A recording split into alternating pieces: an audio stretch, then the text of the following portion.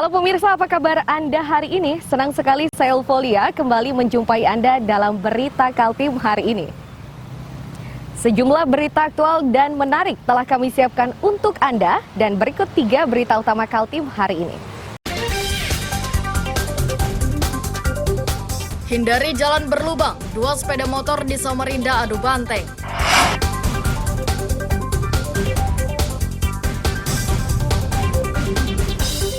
Penyebaran pesan suara tentang penculikan murid SD di Sungai Pinang, Samarinda gegerkan warga.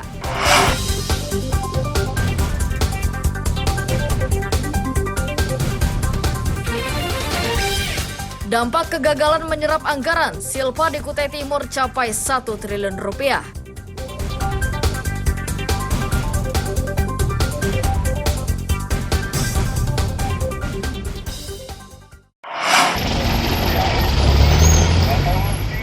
Kecelakaan lalu lintas yang melibatkan 2 sepeda motor bernomor polisi KT5890 BAB-FSM, KT3487IZ di Kebon Agung, Samarinda Minggu malam menyebabkan 3 pengendara terluka.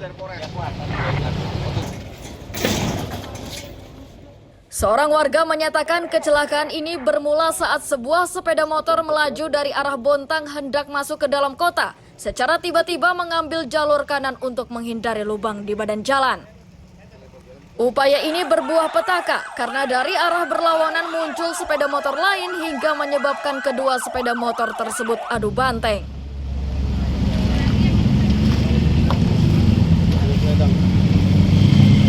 Yang anak muda itu laju dari atas sana.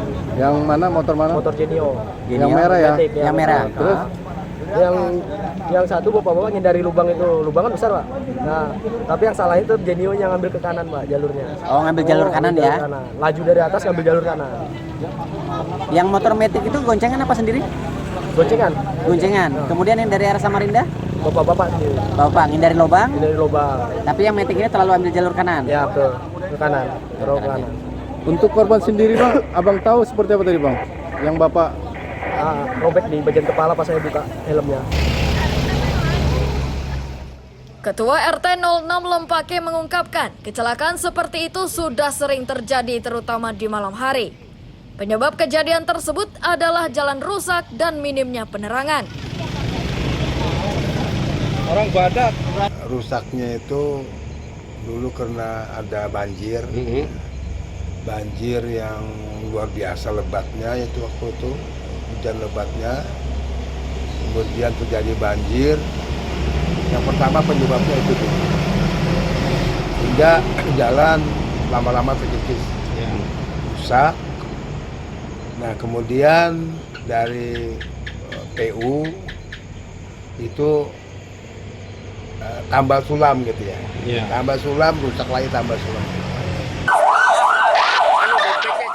Warga secepatnya mengevakuasi ketiga korban ke rumah sakit. Warga juga meminta agar jalan di kawasan tersebut diperbaiki guna mencegah kecelakaan. Amir Hamzah dan Iswanto melaporkan dari Samarinda.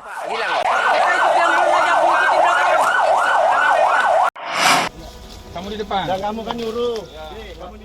Rekonstruksi pembunuhan Hasanah, wanita pemulung di tempat pembuangan akhir sampah Bukit Pinang, Samarinda digelar Polresta Samarinda Senin siang. Rekonstruksi yang digelar di lokasi kejadian itu menjadi tontonan warga dan pemulung. Memberikan respon komentar negatif. Polisi menggelar rekonstruksi ini di lokasi kejadian agar pasal 340 KUHP tentang pembunuhan berencana yang disangkakan kepada Mustabi tergambar jelas. Polisi menghadirkan sejumlah saksi yang juga rekan korban sesama pemulung. Gini ya? Begini. Kamu tarik. Gimana cara tarikmu gimana?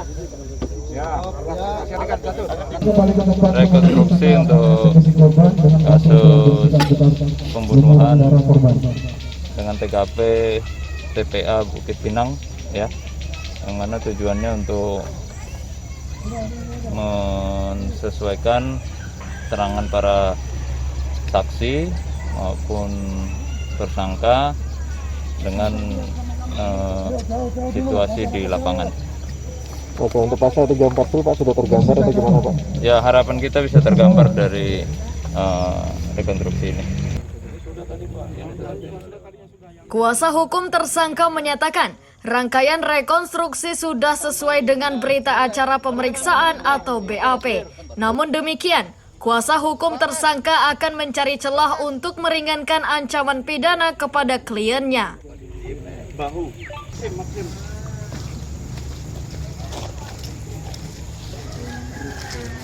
Sesuai dengan reka adegan hari ini tadi.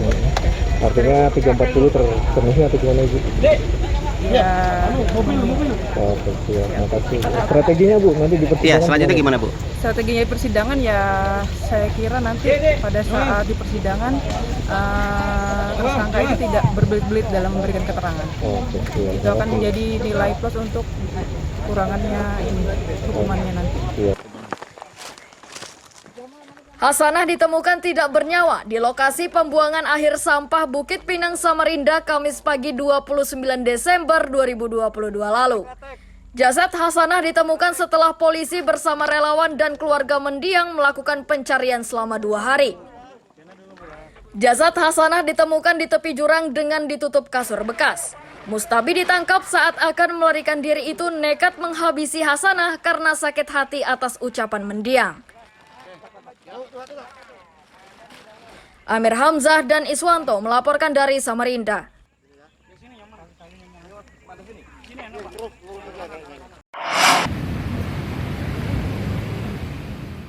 Ucok, pria berusia 40 tahun ini Senin siang digelandang ke Mako Polresta Balikpapan.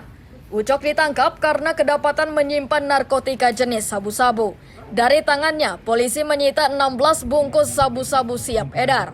Untukkan hasil jual ini untuk digunakan. Ucok ditangkap saat bermain game melalui ponselnya di sebuah pondok kawasan Lamaru, Balikpapan Timur. Ucok tidak bisa berkutik setelah polisi menemukan barang bukti narkoba yang akan ia edarkan. Kepada polisi, Ucok mengungkapkan barang haram tersebut dibeli pada seorang bandar di daerah Senipah.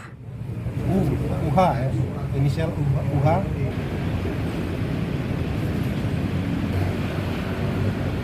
Sebuah pondok tersebut melihat ada seorang laki-laki yang lagi duduk bermain katanya main slot. Nah, begitu coba dicek ternyata benar dia memiliki narkotika jenis sabu.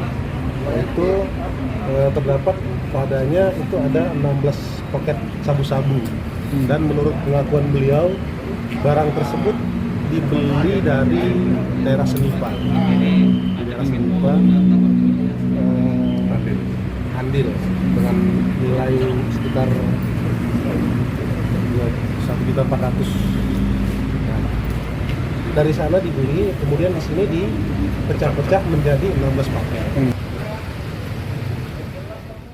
Akibat perbuatannya, Ucok terancam pidana 5 hingga 20 tahun penjara. Polisi juga masih memburu pemasok narkoba kepada Ucok. Amir Hamzah dan David Purba melaporkan dari Balikpapan.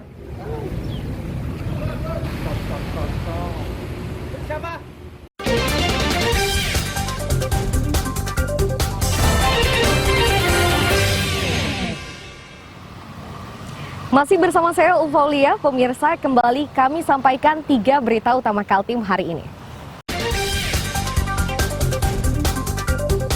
Hindari jalan berlubang, 2 sepeda motor di Samarinda adu banteng.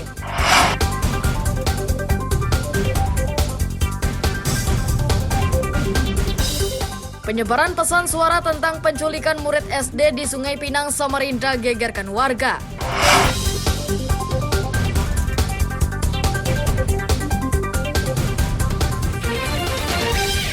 Dampak kegagalan menyerap anggaran, Silpa di Kutai Timur capai 1 triliun rupiah.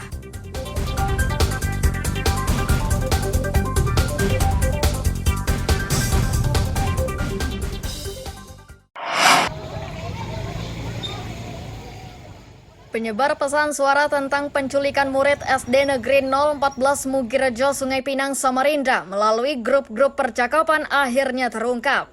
Dia adalah Nur Fatimah Hindun, kepala SD Negeri 014. Kepada polisi, Nur Fatimah Hindun Senin siang berdalih penyebaran tersebut dilakukan untuk mengingatkan para orang tua murid agar meningkatkan kewaspadaan dalam menjaga anaknya. Mendapati hal tersebut, Nur Fatimah Hindun diminta menyampaikan pernyataan maaf kepada masyarakat. Kalau bahasa kerennya itu Nur Fatimah Hindun, SPD MSI, pejabat kepala sekolah SD 014 Kelurahan Winggirejo, Kecamatan Sungai Pinang, Kota Samarinda. Sehubungan dengan tersebarnya voice note atau rekaman suara saya yang saya buat pada Sabtu tanggal 28 Januari 2023 jam 9.25 WITA di ruang kepala sekolah SD 014. Saya nyatakan bahwa tidak benar adanya peristiwa percobaan penculikan ataupun penculikan yang dialami oleh siswi dari SD 014.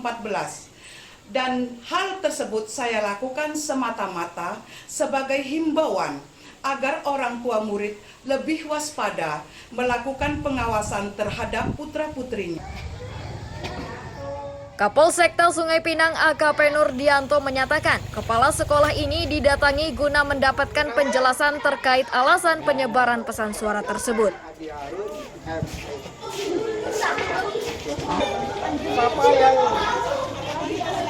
Setelah kami coba klarifikasi, kemudian kami berkoordinasi komunikasi juga dengan kepala sekolah tadi, bahwasanya maksudnya sebenarnya memberikan himbauan kepada para orang tua, termasuk juga mungkin warga sekitar, sehubungan dengan ada kejadian di luar Kaltim ya. Ya ini semua caranya menyampaikan mungkin sedikit terlalu ketakutan yang berlebihan, sehingga narasi atau ucapannya juga seakan-akan peristiwa itu terjadi atau akan terjadi. Padahal semua itu tidak benar ada. Usai meminta Kepala SD Negeri 014 menyampaikan permintaan maaf, polisi mengimbau warga tidak mudah percaya dengan berbagai isu. Warga diminta segera melapor ke polisi jika mendengar isu-isu meresahkan yang tersebar melalui grup percakapan dan melalui media lainnya. Amir Hamzah dan Iswanto melaporkan dari Samarinda.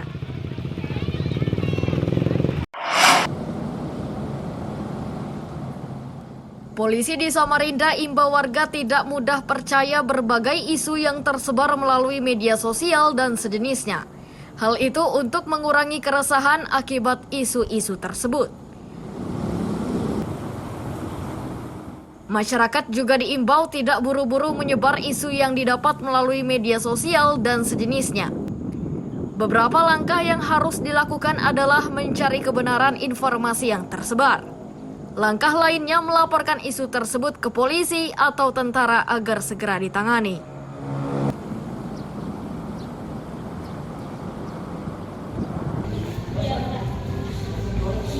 Kegiatan-kegiatan upaya preventif kita lakukan. Seperti tadi ada isu-isu yang berkembang, kita cek, kita klarifikasi, kita himbau kepada masyarakat.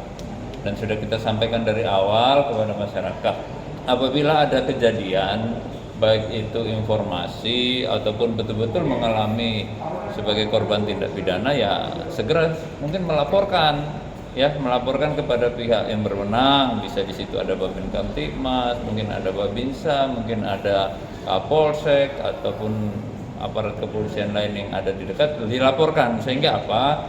Kita bisa menerima langsung laporan itu dan mengecek kebenarannya. Sebelumnya, orang tua murid SD Negeri 014 Sungai Pinang dihebohkan oleh isu rencana penculikan. Kepala sekolah berdalih, isu yang disebarkannya itu untuk mengingatkan para orang tua murid agar lebih waspada saat menjaga anak-anaknya. Amir Hamzah dan Iswanto melaporkan dari Samarinda.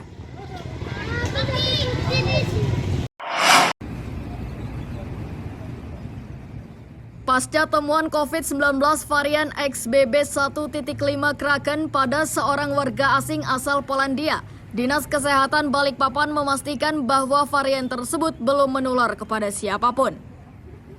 Keyakinan Dinkes ini berdasarkan hasil pemeriksaan kesehatan terhadap beberapa 3 orang yang sempat kontak dengan pasien tersebut, seperti pegawai hotel tempat isolasi serta sopir yang menjemput pasien. Kepala Dinas Kesehatan Balikpapan, Andi Sri Juliarti menyatakan, gejala COVID-19 varian XBB 1.5 Kraken ini sulit dideteksi karena secara kasat mata pasien terlihat sehat. Paparan tersebut akan diketahui saat korban menjalani pemeriksaan kesehatan.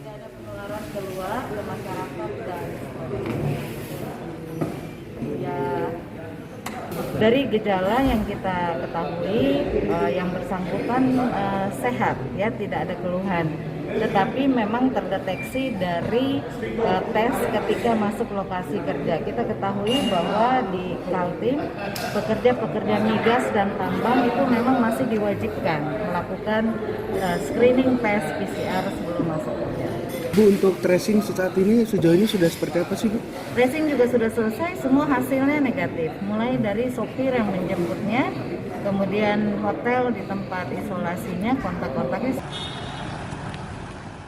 Paparan COVID-19 varian XBB 1.5 atau varian Kraken pada seorang warga asing asal Polandia ini diketahui saat pemeriksaan kesehatan di Bandara Samsepingkan. Saat ini WNA tersebut sudah diperbolehkan bekerja karena sudah dinyatakan negatif usai menjalani isolasi mandiri. Amir Hamzah dan David Purba melaporkan dari Balikpapan.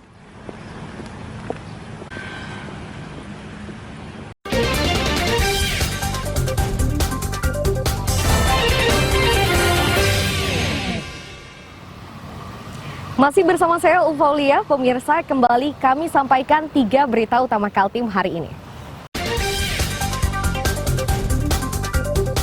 Hindari jalan berlubang, 2 sepeda motor di Samarinda adu banteng.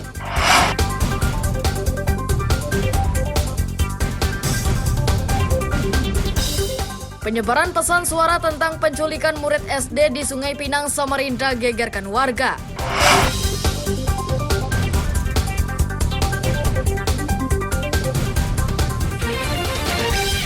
Dampak kegagalan menyerap anggaran, silpa di Kutai Timur capai 1 triliun rupiah.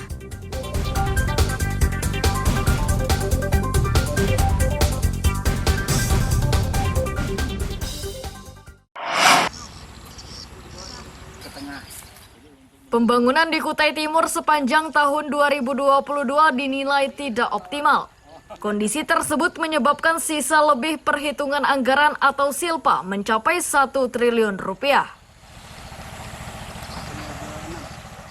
Kepala Badan Pengelola Keuangan dan Aset Daerah atau BPKAD Kutim, Teddy Febrian menyatakan angka tersebut bisa naik dan turun tergantung hasil audit BPK.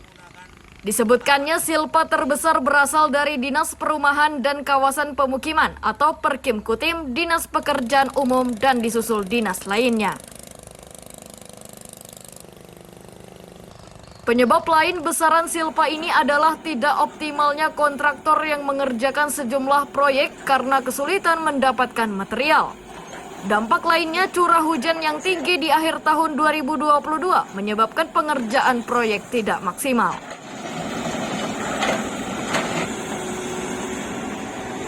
Secara global silpa kita di kurang lebih di angka 1 T lebih. Cuman saya tidak berapa ini kan nunggu audit BPK, insya Allah BPK masuk Senin, jadi bisa ya otomatis saatnya itu akan masuk di perubahan dengan APBD kita sekarang ya. Insya Allah mudah-mudahan bisa kita ini dengan baik. Pelajaran juga tahun ini kemarin ada beberapa keterlambatan yang memang tidak sengaja, ada faktor alam, ada faktor ini terkait serapan anggaran. Mudah-mudahan kami tim TAPD juga sudah mewanti-wanti teman-teman di SKPD untuk melelang ini segala macam, kita start dari awal. Anggaran pendapatan dan belanja daerah atau APBD Perubahan Kutim tahun 2022 sebesar 4,9 triliun rupiah. Jumlah ini bertambah 2 triliun rupiah dibanding APBD murni tahun yang sama. Amir Hamzah dan tim liputan melaporkan dari Kutai Timur.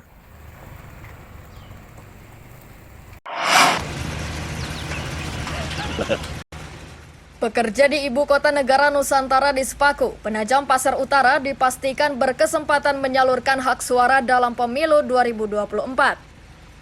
Kontraktor yang memperkerjakan mereka harus memberikan fasilitas dan kemudahan bagi pekerja untuk menyalurkan hak pilihnya. Salah satu kemudahan tersebut adalah dengan mengajukan TPS khusus ke KPU.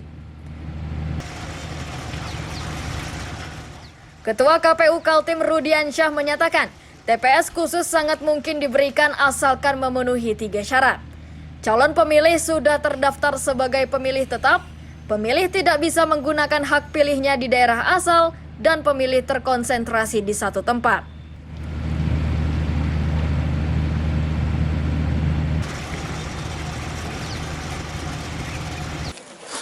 Mekanisme untuk TPS khusus itu diawali dengan mekanisme pemuktahiran daftar pemilih pada lokasi khusus. Nah, ada beberapa syarat orang bisa diajukan sebagai pemilih di lokasi khusus. Pertama, dia terdaftar dulu sebagai daftar pemilih kan di lokasi masing-masing dalam proses pemuktahiran yang ada. Yang kedua, dia adalah orang yang tidak bisa menggunakan hak pilihnya pada hari pemungutan suara di mana di tempat dia terdaftar, ya kan? Berarti dia adanya di tempat lain, ya kan? Dengan kategori tempat-tempat tadi. Nah, yang ketiga dia terkonsentrasi. Nah, karena dia terkonsentrasi, maka dia memiliki potensi untuk difasilitasi. Nah, tapi itu nanti pihak yang berwenang, pejabat yang berwenang atau pihak yang berwenang di wilayah itu akan mengajukan kepada KPU, didahului dengan KPU yang berkoordinasi. Saat pemilu 2024 digelar, jumlah pekerja proyek di Ibu Kota Negara Nusantara lebih dari 100.000 orang. Dengan jumlah tersebut, KPU Penajam Pasar Utara harus bekerja keras agar para pekerja bisa menyalurkan hak pilihnya. Amir Hamzah dan tim liputan melaporkan dari Penajam Pasar Utara.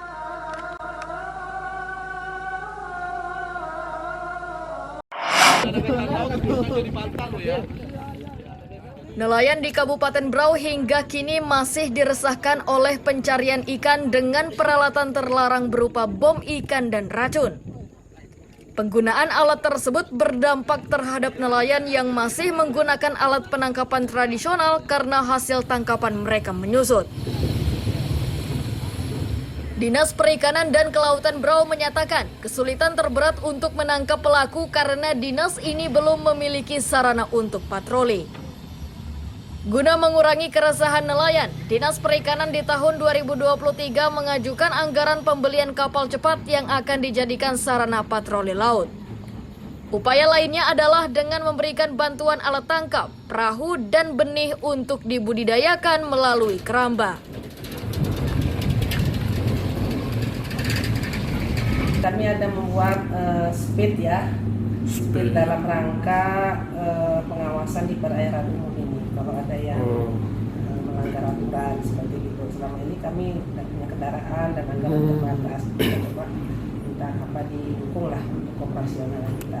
Pengadaan speed Bu ya? Ya speed, tapi untuk pengawasan. Kalau yang perahu kecil itu yang 20 itu untuk diberikan ke nelayan. Kan untuk di nelayan, untuk di pembudidaya itu kan ada bantuan pemudakan berupa benih ya kan, kemudian cara budidaya, pelatihan. Kemudian dari bidang pemberdayaan masyarakat itu ada juga berupa alat pengolahan. Dinas Perikanan berharap pengajuan anggaran pembelian kapal cepat disetujui agar mereka bisa ikut patroli guna memberantas cara-cara terlarang dalam pencarian ikan.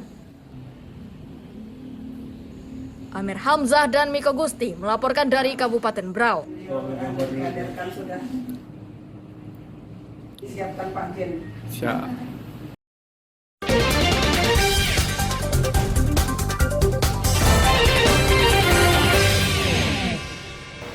Pemirsa, informasi tadi sekaligus menutup perjumpaan kita dalam Berita Kaltim hari ini. Saya Eufolia dan tim redaksi yang bertugas mengucapkan selamat pagi, selamat beraktivitas, sampai jumpa.